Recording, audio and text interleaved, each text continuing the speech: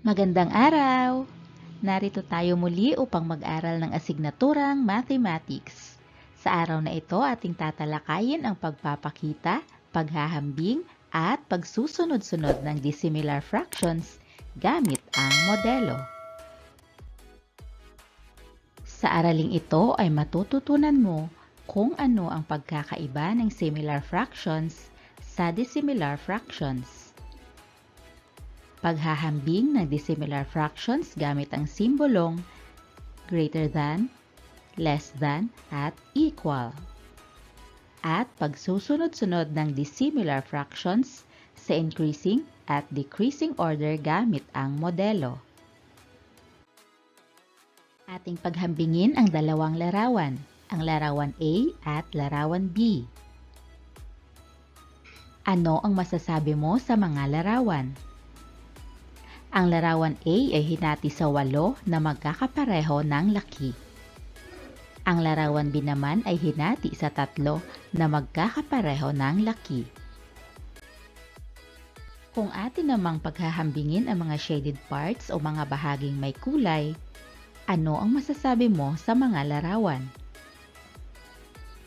Ang larawan A ay may 6 na bahagi ang may kulay o shade, mula sa 8 na magkakapareho ng laki. Ang larawan B naman ay may 2 bahagi na may kulay o shade mula sa 3 na magkakapareho ng laki. Ano ang katumbas na fractional name ng bahagi na may kulay o shade sa larawan A at sa larawan B? Ang fractional name na katumbas ng larawan A ay 6/8. Ang 6 na numerator ang tumutukoy sa mga shaded parts o bahaging may kulay at ang 8 na denominator ay ang total number of parts ng ating modelong larawan. Samantala, ang fractional name na katumbas naman ng larawan B ay 2/3. Ang 2 na numerator ay ang bilang ng bahaging may kulay at ang 3 naman na denominator ay ang total number of parts ng ating modelong larawan. Muli ating suriin ang larawan.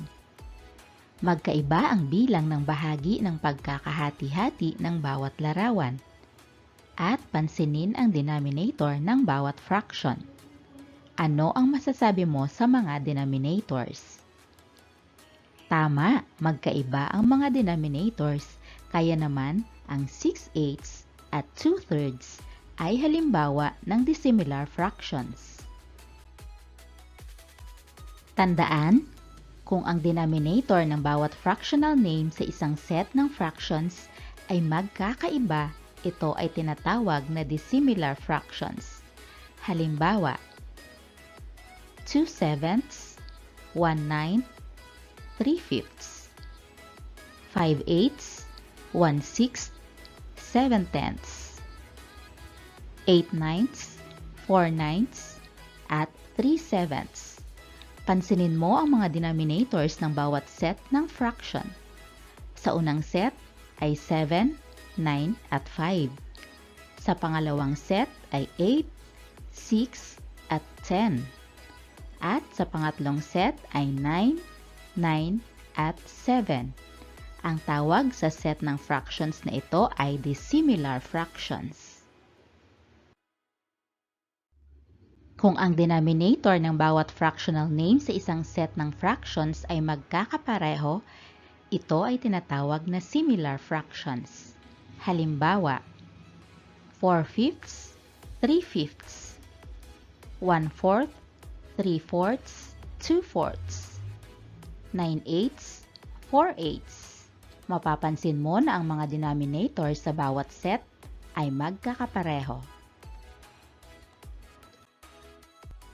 Paano naman ang paghahambing ng dissimilar fractions? Paano natin malalaman kung alin ang mas maliit o mas malaking fraction? Suriin at paghambingin ang sumusunod na mga larawan. Ang modelo A ay may numerator na 2 dahil 2 ang bahagi na may kulay o shade at hinati ito sa 4 equal parts. Kaya ang fractional name ng modelo A ay 2/4. Ang modelo B naman ay may numerator na 7 dahil mayroon itong 7 bahagi na may kulay o shade. At hinati ang modelo B sa 9 equal parts. Ang fractional name ng ating modelo ay 7/9. Ang modelo C naman ay may numerator na 5 dahil mayroon itong 5 bahagi na may kulay o shade. At hinati ang ating modelo sa 6 equal parts. Ang fractional name ng ating modelo C ay 5/6. Suriin natin muli ang mga larawan at ang kanilang corresponding fractional names. Alin kaya ang mas malaki at alin ang mas maliit? Sa paghahambing ng mga dissimilar fractions, maaaring gamitin ang criss-cross method or cross product sa paghahambing ng dalawa o higit pang fractions upang matukoy kung alin ang mas malaki o mas maliit. Halimbawa, 2/4, 7/9, 5/6. Yan ang mga fractions mula sa ating mga modelo kanina. Una nating paghambingin ang 2/4 at 7/9. Gamit ang criss-cross method, tingnan at suriing mabuti ang mga hakbang na gagawin natin. First, multiply 2 and 9. 2 times 9 is 18. Isulat ang product sa itaas na bahagi ng unang fraction. Next, multiply 7 and 4. 7 times 4 is 28. Isulat ang product sa itaas na bahagi ng ikalawang fraction. Then, i-compare o paghambingin natin ang mga products na 18 at 28. Mas maliit ang 18 kaysa sa 28 kaya gagamit tayo ng simbolong less than. Ibig sabihin ang 2/4 ay mas maliit kaysa sa 7/9. Next, paghambingin naman natin ang 7/9 at 5/6. Again, using criss-cross method, multiply 7 and 6. 7 times 6 is 42. Sunod, multiply ang 5 at 9. 5 times 9 is 45. I-compare natin ang mga products na 42 and 45. Mas maliit ang 42 kaysa sa 45, kaya ang simbolong gagamitin ay less than. Ibig sabihin, ang 7/9 ay mas maliit kaysa sa 5/6. Next, paghambingin naman natin ang 2/4 at 5/6. Again, using criss-cross method, multiply 2 and 6. 2 times 6 is 12. Sunod, i-multiply ang 5 and 4. 5 times 4 is 20. I-compare natin ang mga products na 12 at 20. Mas maliit ang 12 kaysa sa 20, kaya ang simbolong gagamitin ay less than. Ibig sabihin, ang 2/4 ay mas maliit kaysa sa 5/6. Paano naman natin mapagsusunod-sunod ang mga dissimilar fractions sa increasing o decreasing order? Pagkatapos natin paghambingin ang mga dissimilar fractions, maaari na natin itong aayusin sa increasing order o decreasing order. Kung ating aayusin sa increasing order o mula sa pinakamaliit hanggang pinakamalaki, ang pinakamaliit na fraction ay 2/4, susundan ng 7/9, at ang pinakamalaki ay 5/6. Kung atin namang aayusin ang mga dissimilar fractions sa decreasing order o mula sa pinakamalaki pababa sa pinakamaliit, ang pagkakaayos ay 5/6, susundan ng 7/9, at ang pinakamaliit ay 2/4. Gamit ang criss-cross method, paghambingin ang sumusunod na set ng fractions. Paghambingin natin ang 1/4 at 4/9. 1 times 9 is 9. 4 times 4 is 16. I-compare ang mga products. Mas maliit ang 9 kaysa sa 16, kaya ang simbolong gagamitin ay less than. Ibig sabihin ang 1/4 ay mas maliit kaysa sa 4/9. Paghambingin naman natin ang 1/3 at 4/5.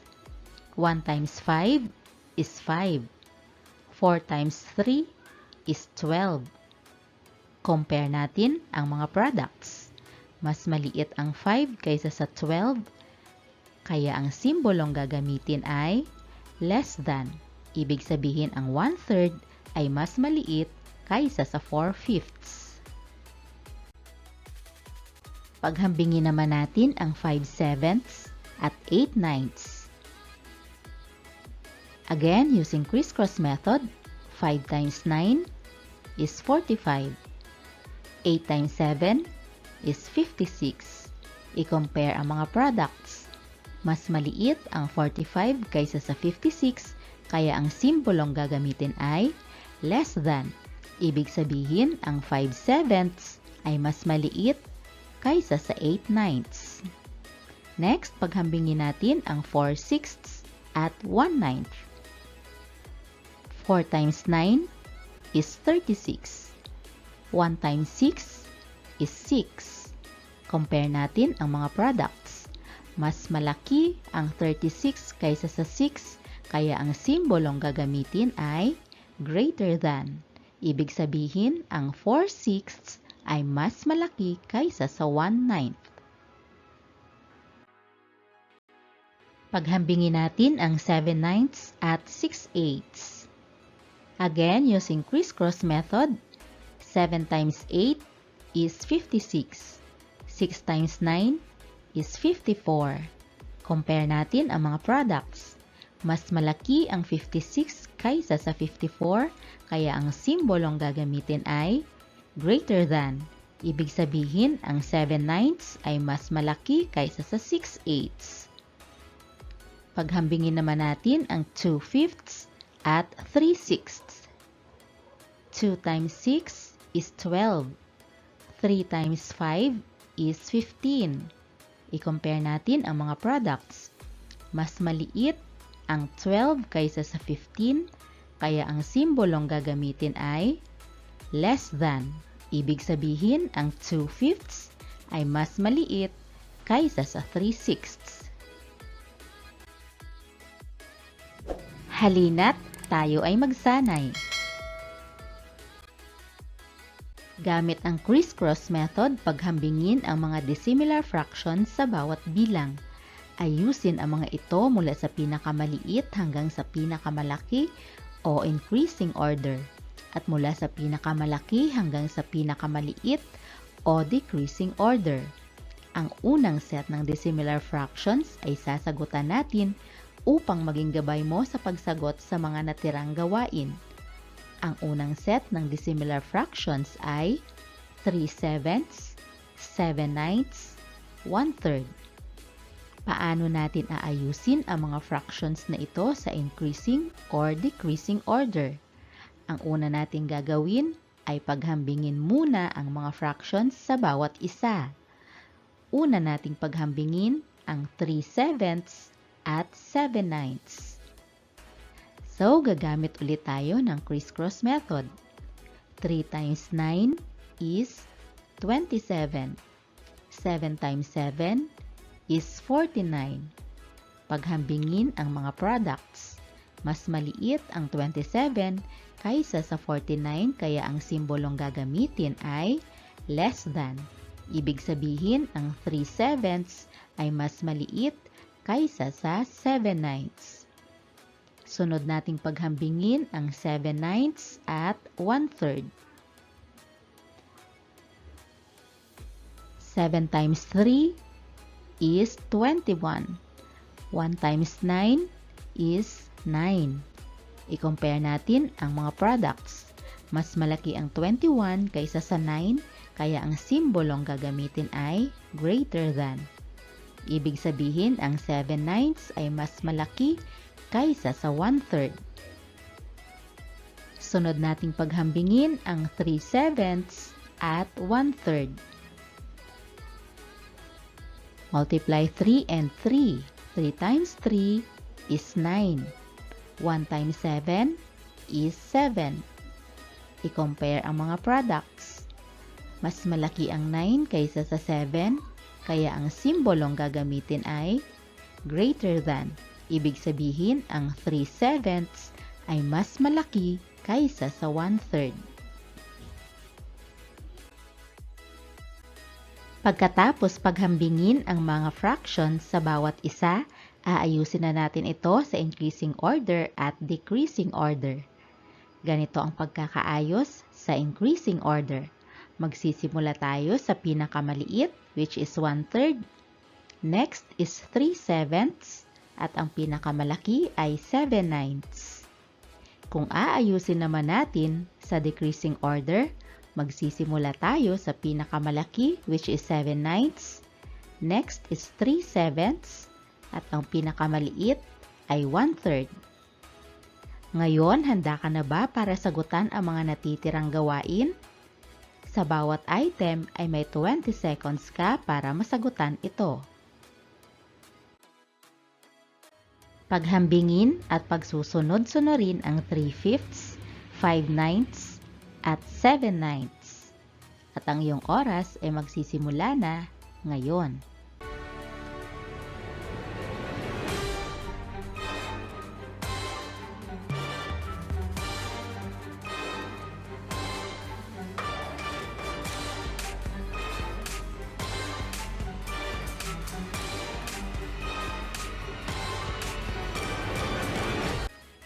At ito ang tamang sagot.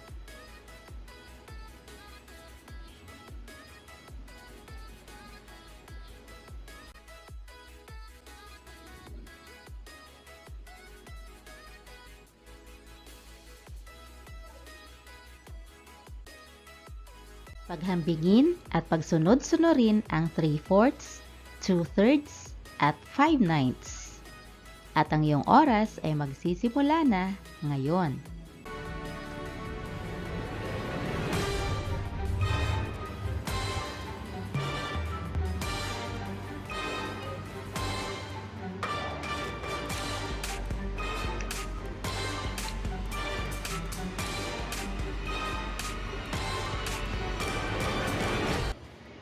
At ito ang tamang sagot.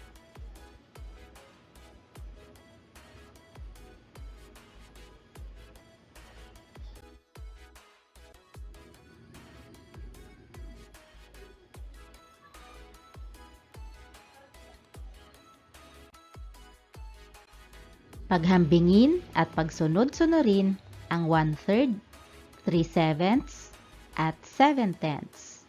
At ang iyong oras ay magsisimula na ngayon.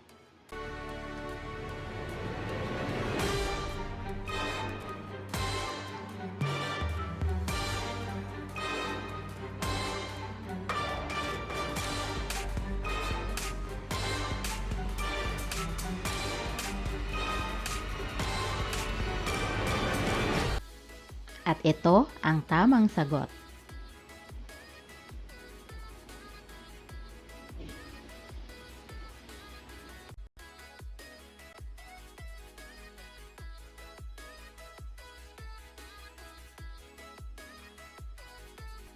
Paghambingin at pagsunod-sunurin ang 1/4, 1/3 at 1/9. At ang iyong oras ay magsisimula na ngayon.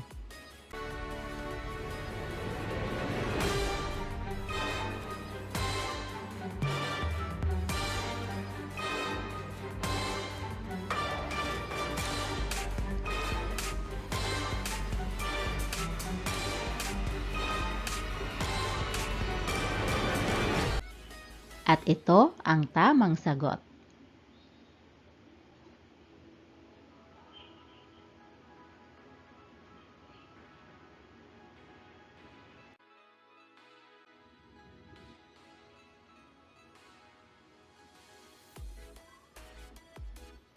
Para sa karagdagang kaalaman, kapag ang set ng fraction ay magkakapareho ang numerators, ang fraction na may pinakamataas na denominator ay ang siyang pinakamaliit at ang fraction na may pinakamababang denominator ang siyang pinakamalaki. Muli, isang aralin na naman ang ating natutunan sa araw na ito. Maraming salamat po sa inyong panonood at pakikinig. Magandang araw!